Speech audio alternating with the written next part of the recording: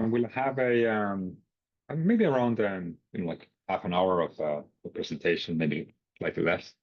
And the main idea, of course, today is to essentially walk you through the program, but also, and mainly predominantly actually, to be ready to answer your questions that you might have about the program, your prospects after you graduated the program, what happens within the program. So anything you might like to ask us, we are here for that purpose.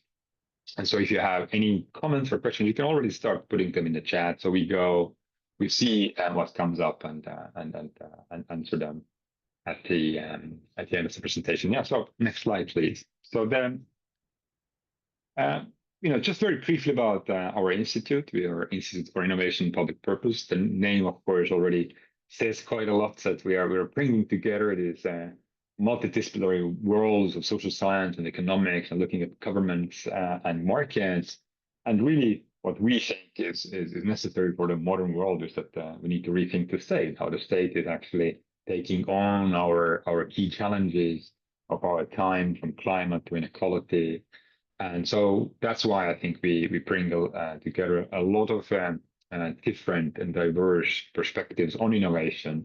But we're not only interested in innovation in terms of technology or industry, but we are also interested in innovation from the perspective of public services and systems and sort of the wide world of where we live on an everyday basis. But this is what we are currently trying to think, and we are very much focused on leaders of today and the future. So we work a lot with global leaders from prime ministers and presidents to head of departments and head of agencies. And this is where our focus is in our everyday work and, of course, our teaching as well. So we are offering a Master's of Public Administration, and this is on purpose focusing on the administration, the core machinery of government, because we think this is where a lot of the changes not only are implemented, but also are very much designed, co-designed, co-thought. But this is, our everyday life is very much dominated by civil servants or if you will, bureaucrats, but in a good sense. So this is what we're trying to do in our research, in our teaching, and our MPA program is really our flagship program where we have a great student, very diverse student body, but also there's lots of connections to our research, to our policy work. So in that sense, the program has really become the heart of what we do as an institution. So all of our academic faculty is engaged in teaching the program. Our students, every year, our students are engaged in our key research program, research projects or policy programs. And of course, as we will talk to you later, but we have a placement program in term 3 where students can go out and work with actually many of those organizations. So really the MPA has become our flagship program. And of course, we have also a PhD program, but PhD program is another open session. If you're interested in that, you can join that. That'll be later in the year. So next slide, please. So we very often use this version of the slogan, I guess it is, innovation is political. And what it means is quite simple, that most countries and most societies are not interested anymore in growth per se, just to have a GDP growth or just to have more exports or just to have more scientific output. But what we're interested in is what kind of growth we have, what kind of exports, what kind of scientific output. So it's about directing the innovation to our society's needs. And this is really at the core of what we do. As I said, we're looking at innovation from a multidisciplinary perspective, and hence we really bring together the perspectives on innovation from politics to policy to economics to technology and things like that. Next slide, please. And a lot of that is not only about thinking in terms of concepts and in thinking in terms of theories and approaches and methodologies, but it's also very much around narrative and discourse that you can see not only in academic and policy writing, but if you open your newspaper, you can see about should the governments pick the winners if they shouldn't now industrial policy is back, and is this the good thing to do? And of course, we are talking about not picking the winners, but actually picking the willing, who we actually want, who wants to work with to shape and reshape the future of our society. So what companies, universities, NGOs, all of that. So it's all about the language as well. That how do we actually think about it in a very broad term, not only academically and in policy, but also really how do we talk in BBC News and in other places. So I think it's hugely about that. So we have this very ambitious look at the policy world. So it's not only very technical and expertise driven, which is also important, but also actually talking to wider audiences. So we do a lot of engagement with audiences from really big events or podcasts to also obviously engaging with the specialist audiences as well. Let's go to the next slide. And yeah, so I talked a lot about the multidisciplinary approach. We are very interested in this, how value is created in modern economies and who's creating it and who's actually how you pronounce yes. We have a in the chat, but we'll get to that later. So we will look at it from these perspectives that are both looking at institutions and organizations and how policies shape innovation, but also particularly they're keen on understanding the role of finance in modern world, I think, which is very important, particularly when we think about sustainability. Finance make up such a big part of our economies, but particularly the idea of who's actually creating value and how this value is shared across the economy. The risk and rewards aspect of economics and then public policy is very important to us as well. And yeah, let's go to the next slide. Thank you. And yeah, as I said, we take this idea that we need to shape or try to shape the discourse very seriously, not only in terms of academic and policy, but also wider audiences. So many of us are writing books that are meant for or what's called the academic trade. So some of these books you can find in airports, some of them you find in nice bookshops. So we take this idea of shaping or trying to be part of the wider public discourse very seriously. And I think this is, of course, also sits very well with UCL as a university. UCL was founded 200 years ago on this idea that universities should be practical and applied and shaping the politics and policy and trying to make the societies better. So we are very happily sitting within this sort of UCL attitude towards society and public policy in general. Next slide, please. And yeah, so here are some sort of testimonials, if you will, from our work across the world. This is from an OECD, and we are very, very happy and very privileged, I think, that we have this opportunity to work with, as I said, the leaders of this world from OECD or UN organizations or governments or multilateral organizations. So we really do try to work with lots of various policymakers and also cities, regional governments, and so forth. But yeah, here's one example of appreciation. Let's go further. And yeah, I think this is where I give it back to Kate. So this is from my side, like a quick brief introduction, and I'll go and go to the chat and answer your questions. But Kate, go ahead. Great, thank you so much. So thanks, Reiner. I think what Reiner's really underscored for me is this idea of us being multidisciplinary and active in the world. I think many of you may have found us through the work of Professor Mariana Mazzucato, but as you can see through this, the titles, who's writing, we've got all these incredible sort of rock stars at the department, and makes it a really wonderful place to be, both to learn from and sort of see everyone active in the world. What I'm going to do is pivot a little bit and talk about the MPA, a little bit more of the nuts and bolts and how we take some of this work we're doing as academics and connect it to our teaching. Here we go. So what we talk about or what we think about is this is sort of being a next generation MPA. We do things a little bit differently than maybe other programs that might have sort of a standard, stats 101 piece to it, or, just intro to politics. We're trying to push beyond this sort of standard MPA curriculum to have you challenge some of the received wisdom, challenge some basic economic thinking that maybe you received in a first master's, or maybe you received in undergrad, or maybe you've received through your work, and you're seeing around you and you're saying, hey, does this actually add up? Is this actually what how the world works? We ask you to ask questions about where change comes from. You know, the module that I teach, and this question that I find very motivating is, why does change happen or not? Super simple question, but one you could spend a lifetime studying. And then thinking about this question of harnessing tools for design. So, you know, we're working multidisciplinarily, we're teaching across all these different questions, and we're sort of putting our own spin on what we think sort of next generation of thinkers and leaders need. Let's see. I'm gonna move out. Oh, here we are. I jumped. Whoop. I'm going to go here next.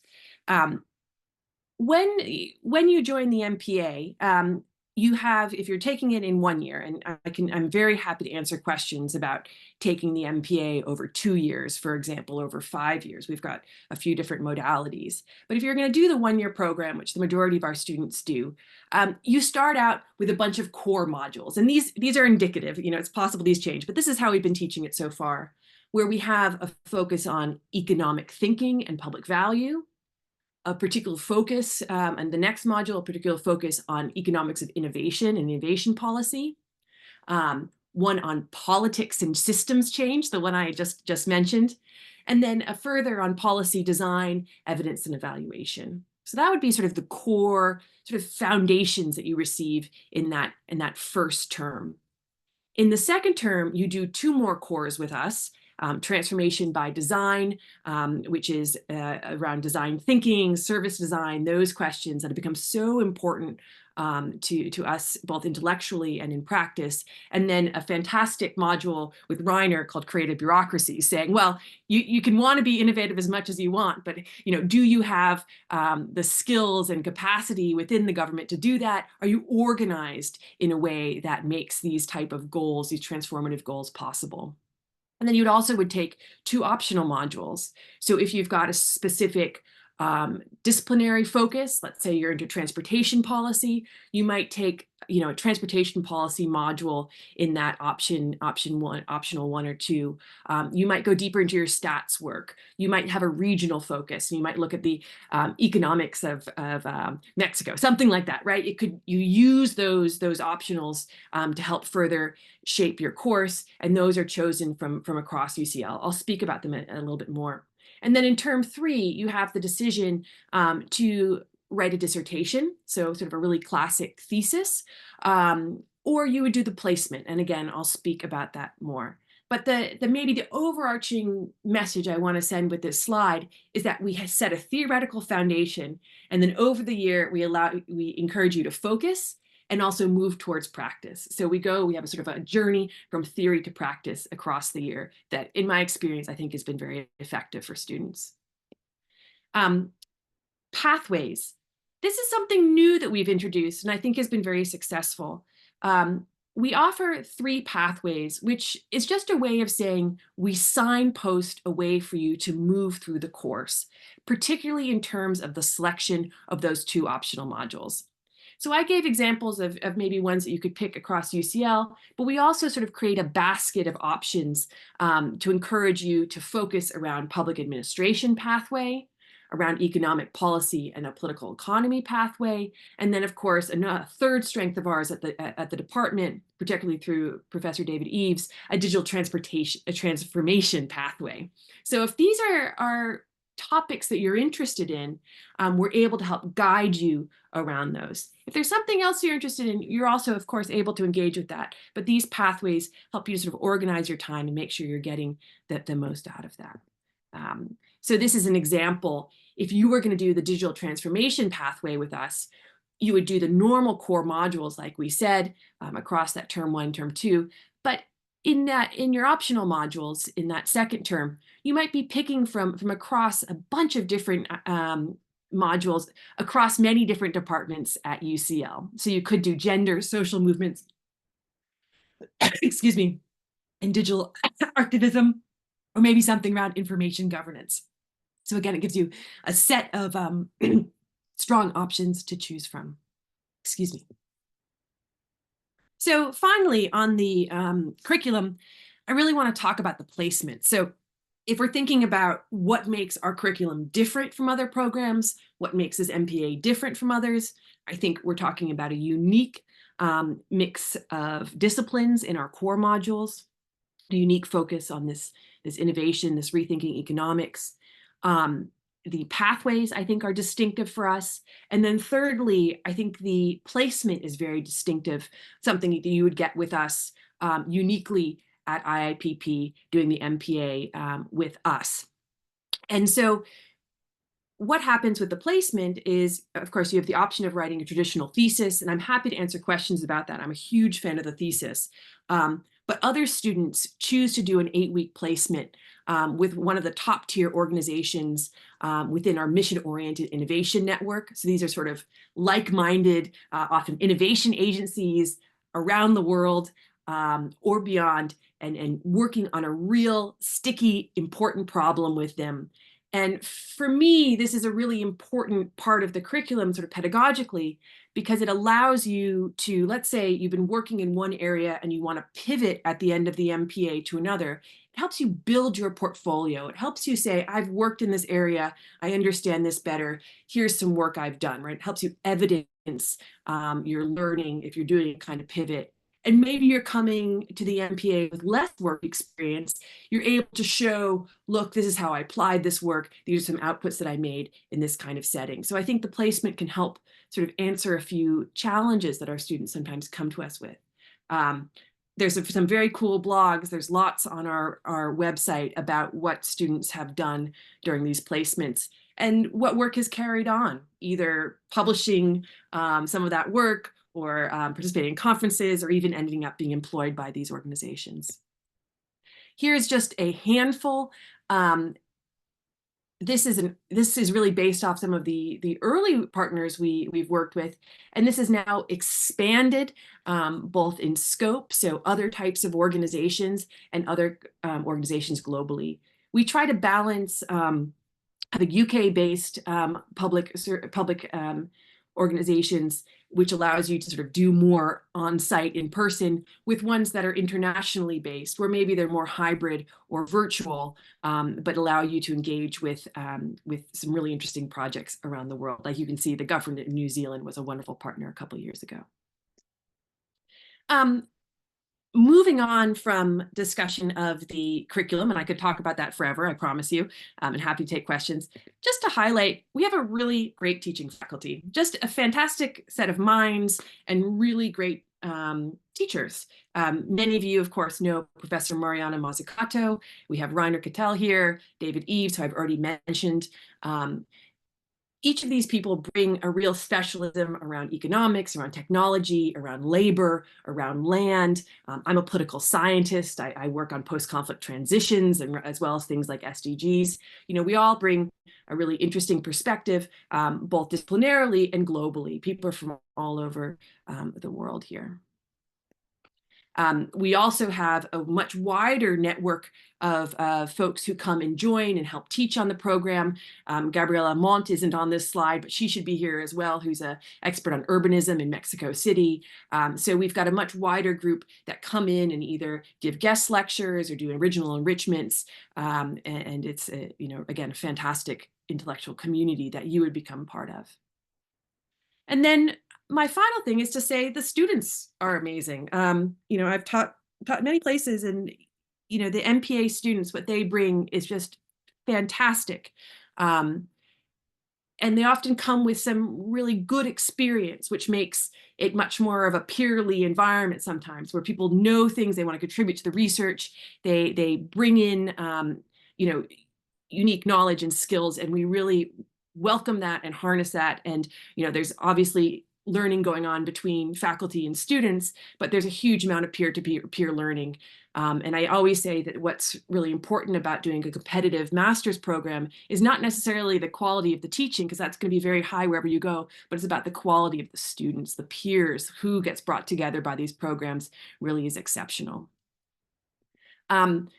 This is from a couple years ago, but I think it just gives you a little bit of a snapshot of where our students come from. We have one of the most regionally diverse MPA or master's programs at UCL, and I think a really good balance of different regions. Of course, there's some areas where we need much more representation, including Africa and the Middle East. But we've got other areas that I think are well represented, and that's always nice to see and really helps the cohort dynamics. And then you can see we have almost equal split into quarters between people coming from the third sector, from the civil service, from the private sector, and then from other areas, which means that everyone is motivated by these ideas around the state, around innovation, but actually they're all coming from pretty interesting and different perspectives.